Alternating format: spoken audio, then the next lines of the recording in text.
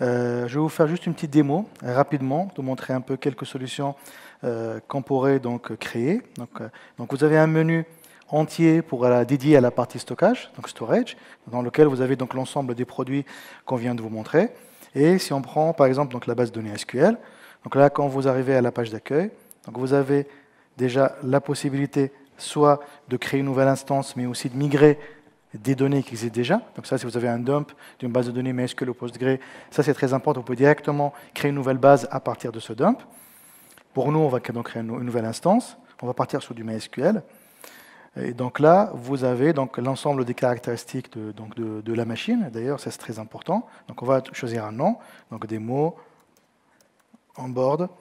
Je vais pas mettre de password pour l'instant, je n'ai pas besoin.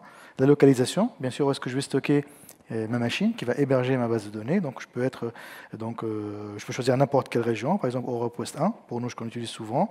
Et là, je peux dire any, je choisis n'importe quelle zone où je peux spécifier. Donc je choisis la B.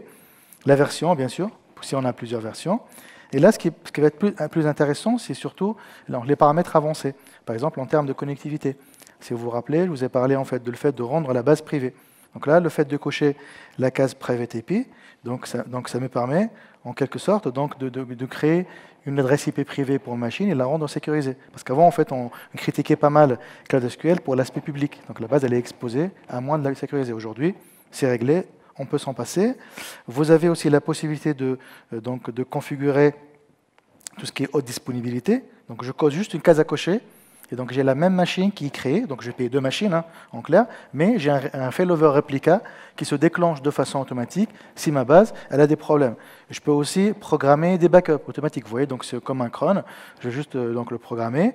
Je vais choisir donc le type de machine. Bien sûr, à chaque fois que je rajoute des CPU, donc je vais avoir plus de capacité donc en termes de réseau. Attends, je ne vais pas changer, donc j'ai choisi celle à 8 cœurs. Donc on voit que je suis au maximum. Donc je pense à partir de vCPU, on est au top, d'accord. Mais en tout cas, c'est relatif par rapport donc au nombre de CPU que vous allez utiliser. Autre chose qui peut être importante, c'est le disque aussi. Plus je rajoute en capacité de stockage, plus je vais avoir donc des meilleures performances en termes d'input-output. Ça c'est évident. Vous avez la possibilité d'ajouter des flags. Donc là, on retrouve un peu les flags natifs de MySQL. Par exemple, ça vous permet, par exemple, de loguer les requêtes SQL. Ce n'est pas fait de façon automatique, mais si vous les programmez au niveau des flags, vous les retrouvez dans Stackdriver.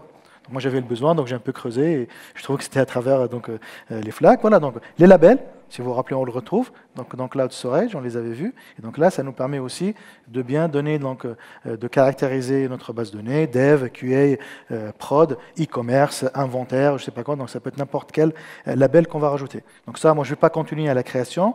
Ce que je vais vous montrer aussi, c'est Cloud Spanner. Donc là, la différence du coup entre, vous allez le voir, donc entre Cloud Spanner et Cloud SQL, c'est maintenant on va être sur un cluster, d'accord. Donc en attendant que l'API soit activée, ah c'est bon, elle est faite. Donc là, quand on va créer une instance, on parle plutôt d'un cluster.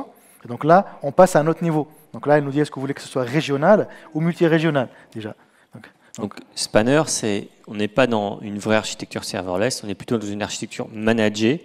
Pourquoi? Parce qu'on sent, entre guillemets, c'est pas très douloureux, hein, mais on sent le physique puisqu'on doit décider combien de nœuds on va utiliser en fait. D'accord. Donc vous pouvez mécaniser ça, c'est-à-dire que si vous surveillez votre spanner et vous sentez qu'il commence à être en surchauffe, vous pouvez par les API provisionner de manière automatique. Mais pour l'instant, c'est encore à vous de le gérer. Alors que dans une architecture purement serverless, c'est elle qui s'adapterait à vos besoins en fait.